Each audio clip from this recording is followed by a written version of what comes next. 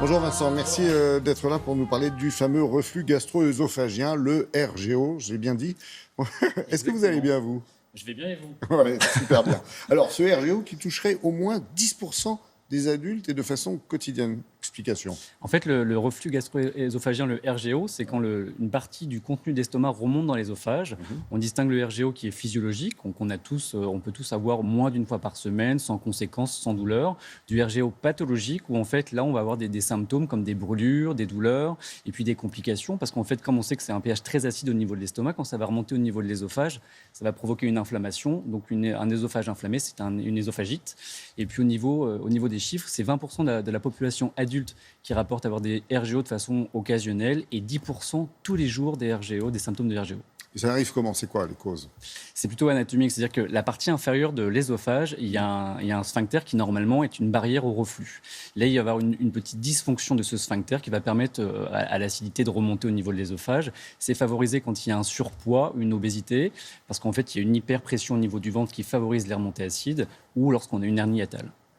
Donc, explication, c'est parti.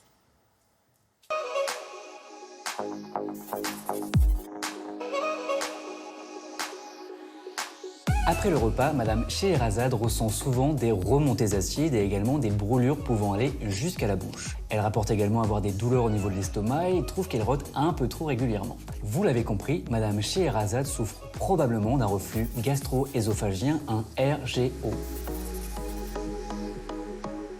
Sachez que notamment le gras, le café, les épices, les tomates, l'alcool, la charcuterie favorisent les reflux gastro-œsophagiens. Ne faites pas d'efforts après le repas. Attendez 3 bonnes heures avant d'aller vous coucher. Vous pouvez également surélever la tête de votre lit, dormir sur le dos pour éviter le reflux. Et enfin, mâchouiller un chewing-gum après les repas renforce la tonicité du sphincter du bas de l'œsophage et évite les reflux gastro-œsophagiens.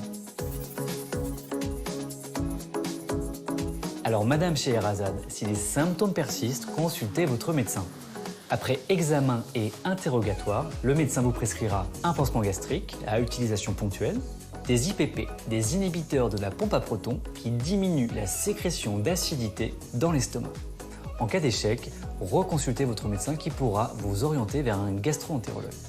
Ah, une dernière chose, il y a des formes atypiques de RGO. Une toux nocturne, une insomnie, un asthme. Ne vous inquiétez pas, votre médecin saura y penser. En attendant, prenez soin de vous. Et quelquefois, Vincent, on n'a pas cette sensation de remontée acide. Exactement. Parfois, c'est atypique. Les patients vont venir en disant bah, docteur, en fait, je tousse la nuit, je comprends pas. Et on va leur dire mais est-ce que vous avez des reflux? Ils vont nous dire non. C'est ce qu'on appelle un RGO atypique, où en fait, le reflux va s'exprimer soit par une toux la nuit, soit par des pharyngites ou des laryngites à répétition, et parfois même des érosions dentaires. Donc, il faut y penser, mais votre médecin saura y penser. On peut vous opérer pour ça? Oui, en fait, quand les médicaments ou les traitements préventifs ne fonctionnent pas, on peut avoir recours à la chirurgie, qui est le traitement efficace. Mais voilà, il faut avoir un spécialiste, mais c'est vraiment un dernier recours. Avant, on essaie les médicaments.